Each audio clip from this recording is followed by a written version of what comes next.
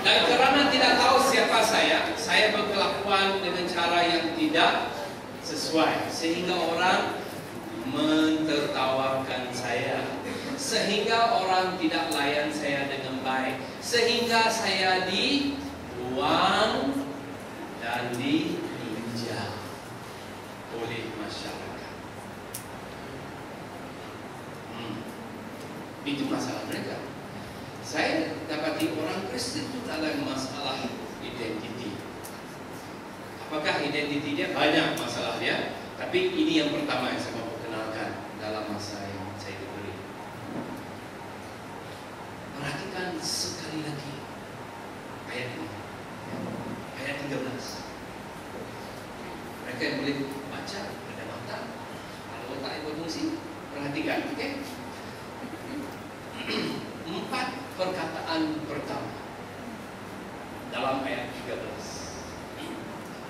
Dapat lihat? Dapat.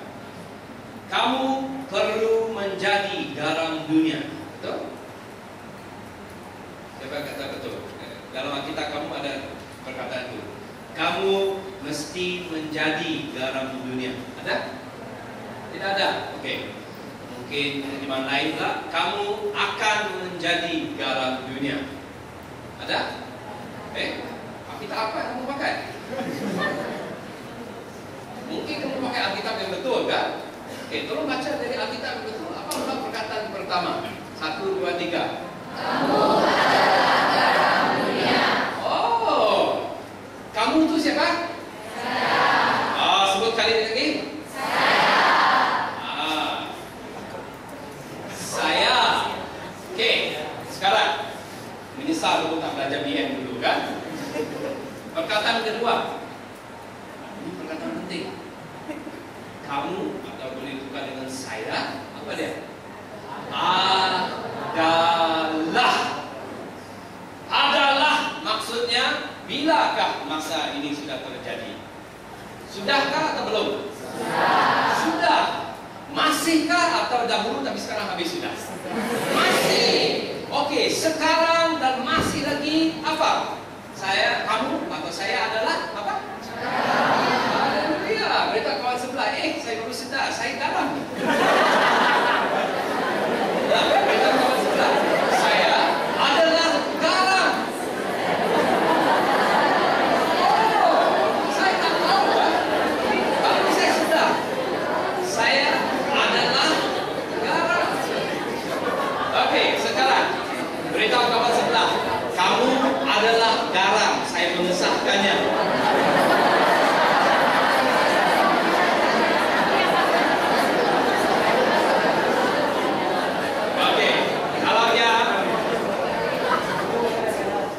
Kalau ya, tolong berhenti tanya soalan yang bodoh ini. Macam mana untuk jadi masin? Hakikatnya kamu adalah, sudah jadi dan masih lagi garam.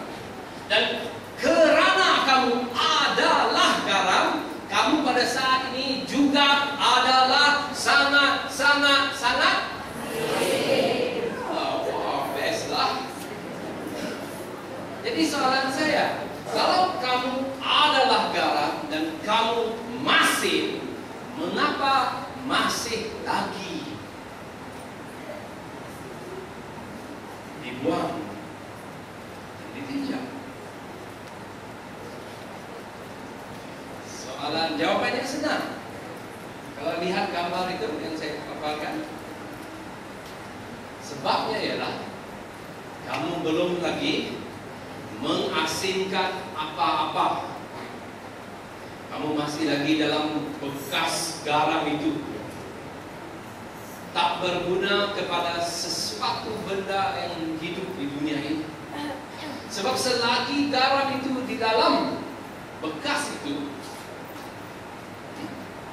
selagi garam dalam bekas itu, saya kata apa dalam bahasa Melayu, tapi ramai orang kata ulcer. Tahu ulcer yang pakai ulcer kan? Yang macam bunyi di bibir itu, bukan kamu ada itu. handful among disease. Selagi garam di dalam bekas, ulcer di mulut kamu tak akan sembuh. Tapi kalau dikeluarkan, diletak di sana, tapi cepat sembuh, lepas itu. Selagi garam di dalam sana, sup yang kamu masak itu dengan berbagai jenis ramuan masih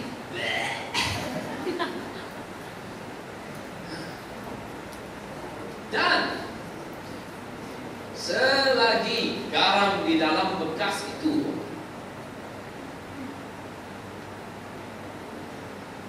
ikan yang dijemur di luar akan menjadi busuk dan buruk. Tapi kalau diletak banyak-banyak garam, cukup dengan nasi pun dah puas hati, kan? Kamu tak tahu apa yang saya cakap? Itu dipanggil ikan nasi.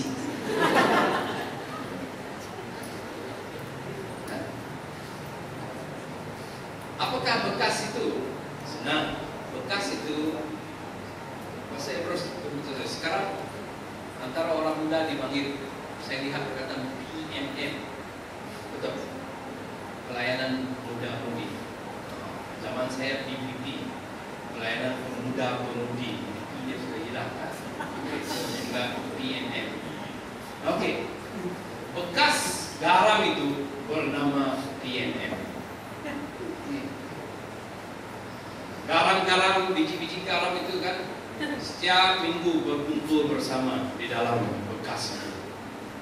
Dan mereka berfungsi kemasinan dengan satu sama lain. Dan mereka membanding-banding hablu garam yang mana satu lebih besar daripada hablu yang satu.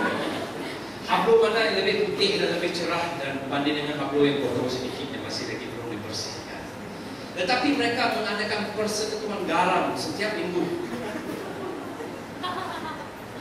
Dan bila garam-garam ini di dalam PMM menjeruk keluar, mereka lihat ikan yang busuk-busuk itu kan, mereka mula ikut nyanyian atau lagu tema Cicak Men.